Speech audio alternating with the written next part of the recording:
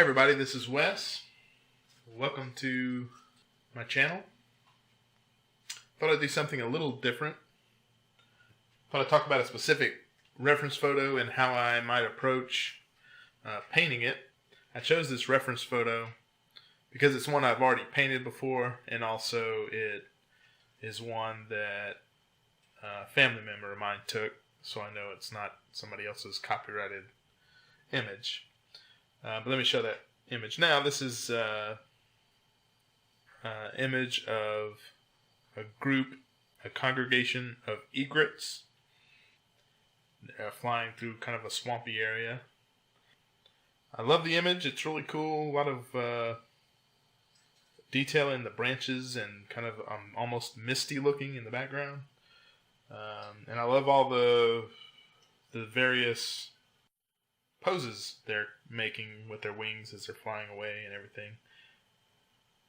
Translating this to painting is something that you have to kind of think about. You have to, when you're doing a painting, you're looking at the reference image and you're not necessarily going to include every detail, but you have to include enough to make the image work as a painting. And more often than not, an image catches my eye when it has a particular thing about it that I think would make a good painting. Sometimes it's just the overall design, sometimes it's the forms and shapes, like it is with this one. But it's also the branches and the trees and that ethereal look to the image that I like so much. So I wanted to capture that in painting. And I did paint this, by the way. This was 2012 that I painted this image on a nice large canvas. And I've got a blank canvas here. And I thought I would just kind of start in on it and tell you what I'm thinking. Okay, so to begin with, I'm looking at the image and I'm thinking, how do I get these branch shapes? I'm also thinking about the placement of the egrets. As they are in the photo, they're a little bunched up at the top left. I've got three kind of together, and they kind of form one unit, if you will. So for one thing, I'm going to want to split those up, move them around somewhere else, maybe even delete one or two. And I like the egret in the top right, sitting in the tree. But I kind of want that one lower in the canvas, which is what I ended up doing in the final painting. So I'll just start in. I always start, I shouldn't say always, but most likely I start with a larger size brush. This was maybe a couple of inches, maybe it's a 2-inch brush, just because it covers large area and it doesn't allow me to get stuck in details too soon. So I think I'm just going to start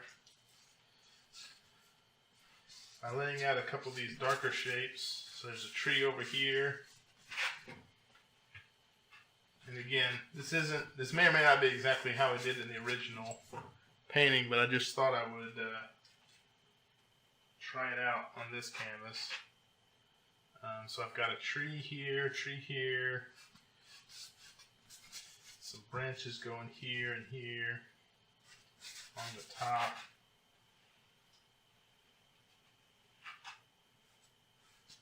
Branch over here.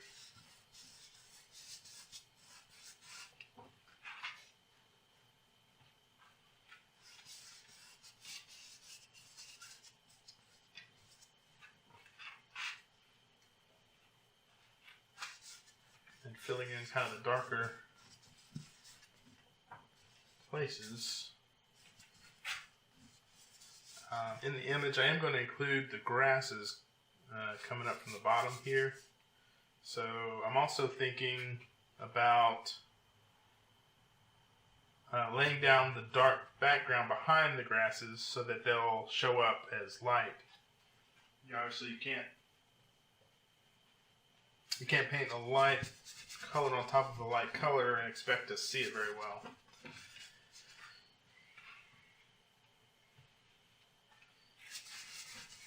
This is, like I said, I'm not going to finish this as a painting, I don't think, so I'm just going to go in with some washes, some light washes, not covering it very well. But okay, just to give an example, let's go in with so one option, and an option that I did choose in the final painting was pencils, some kind of pencil. When you're talking about grasses and these thin branches and such, pencil can be a good way to create those lines. Of course, it depends on if you want that in your final painting or not. A lot of people prefer a more finished look to the painting, in which case a pencil line doesn't exactly lend to a finished look.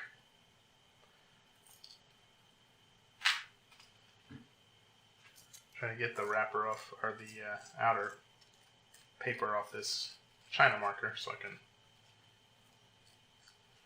There you go. So now obviously you can see how it shows up against the darker trees. Down here a little bit, but not here, because this is all white on white. The camera might not be able to pick that up very well. And actually a lot of this is still damp, so it won't show up anyway.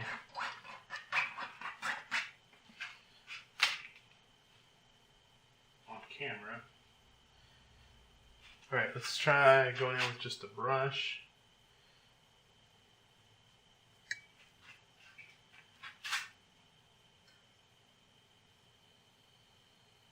Get a little raw sienna to get that pale yellow-brown color of those grasses.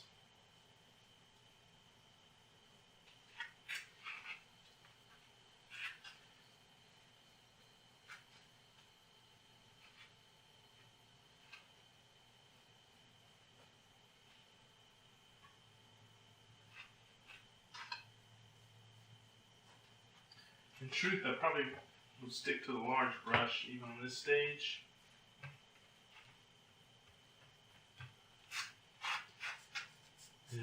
And just come in like this, just to add a little.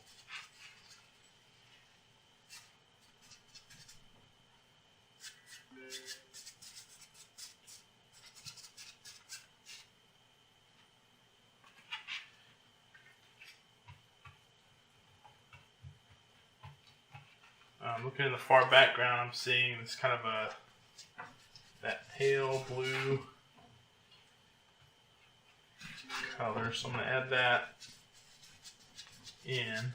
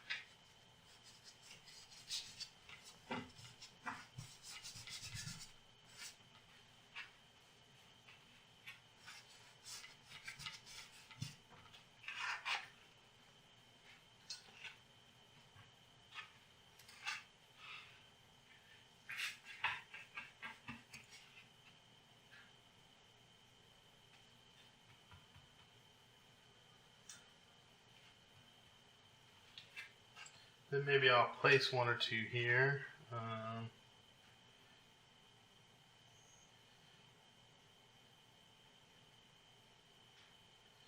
And with the way I paint, I kind of have to be good with the fact that the early stages are not usually very pretty.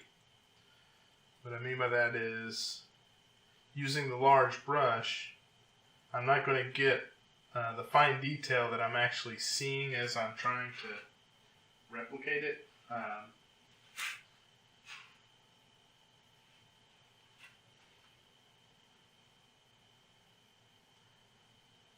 So in a way, I'm using kind of my imagination to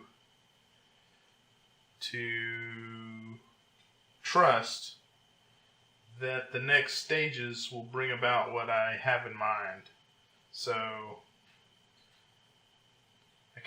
there were these two egrets on the side here. I moved this one in a little because you don't want to stack them up too much, and I don't know, it'll look odd in nature to see birds flying in a straight line up and down, that kind of thing. Although V formation, perhaps. I think I would also maybe move this one out a bit.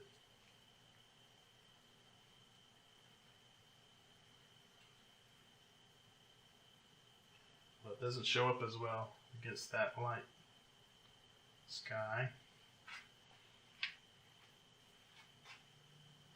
Alright, I'm going to pick that. There's one of the weeds kind of down here in the background. I'm going to pick him up a little bit and I'm going to bring him over here a bit.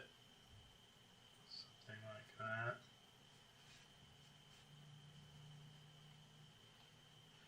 And then the one in the tree, we'll try it out way over here on the side. Totally don't have his head right, but putting it like this, I can tell where he is at least. He or she. Alright, and maybe one more placed over here. And then I step back, maybe squint, see if I have good arrangement. And I think that's fine, what I'm seeing there. Alright.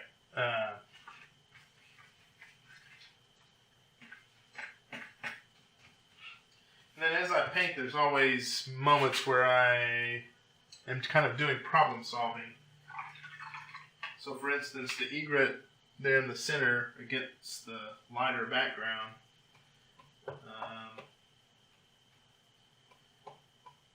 it'd be good to see that a little clearer. So I'm coming back and adding another tree conveniently placed right behind this one.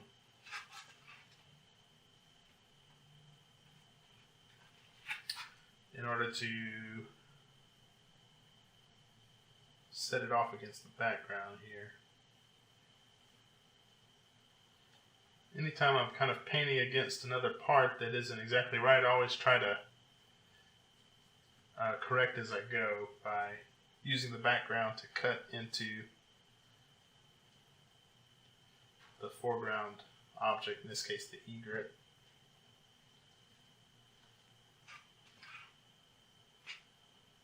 If I think about the word egret too much, I start to feel it sounds funny in my mouth, so I try not to think about it too much. Egret.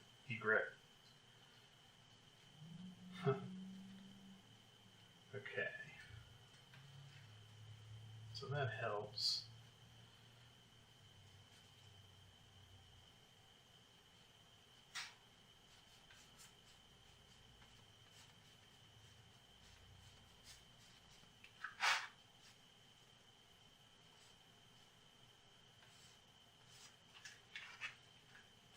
Okay, so something like that. So now we have a very loose idea of what the overall painting will look like as far as the layout goes.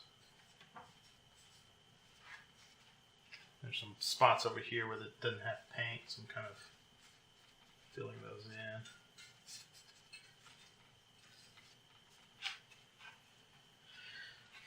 And then I will want to darken behind this grass before I really do that in earnest here.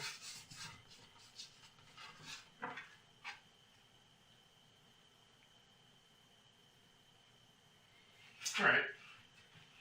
And then it's, a phase of letting this dry and then coming back through and reassessing the painting and then getting all the shapes a little closer to what they actually are in the picture. And iterate. Each iteration getting closer to the goal. So with all the branches, like I said, there's different ways to do it. You could indeed come in with just that liner brush that I was showing and just kind of crisscrossy marks all over the place. You could use some kind of pencil, maybe colored pencil, maybe China marker, maybe a paint marker might work, paint pen type thing. Another option might be to the one thing I actually thought about was using some kind of a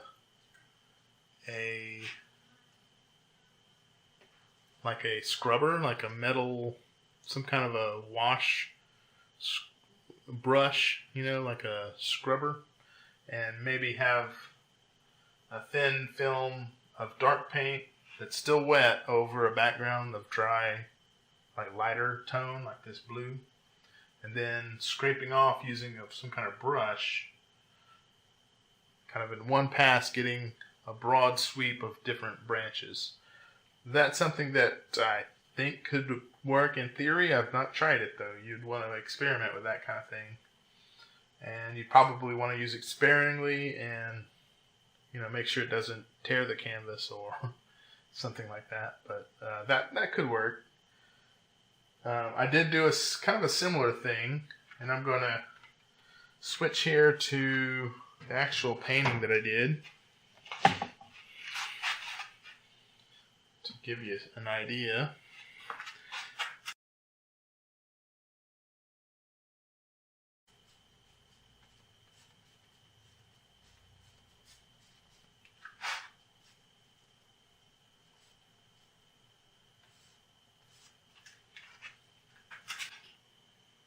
Okay, so here's the painting.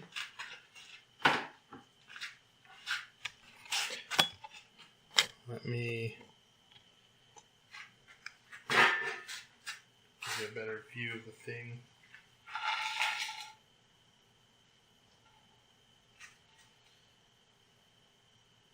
So there we have kind of a rearrangement of the different elements in a slightly different manner to get this painting. I'm going to come in and show you the elements here. So here's one of the birds. You can see it's not very detailed, but I kept kind of the overall shape just to almost a gestural shape, just to get the idea. This one isn't even very solid. Like it's a bit transparent in places, as is this one up here. It's not even finished really. See the kind of that outline look to it that's kind of fuzzy, but it just kind of works for the painting. That may be the most sturdy bird, kind of sturdy form. But you see how I did the some of the branches here? I used that technique I was talking about. I put some colors down on the canvas, and then I put these tree trunks in dark, and then I scraped it away using a palette knife. That's why you can see kind of this orange and different colors, because that was orange that was dry on the layer beneath. And I kind of did that throughout, as well as using some of the China marker. You can see this China marker here. The camera will focus. And some white China marker, as well as other scratches. And then there's the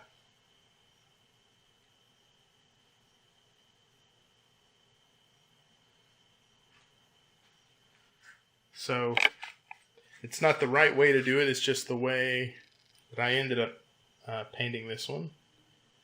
And I think it turned out alright. And with that, I think that pretty much does it. I call this one a Congregation of Egrets, I think. And this was back in 2012. Yeah.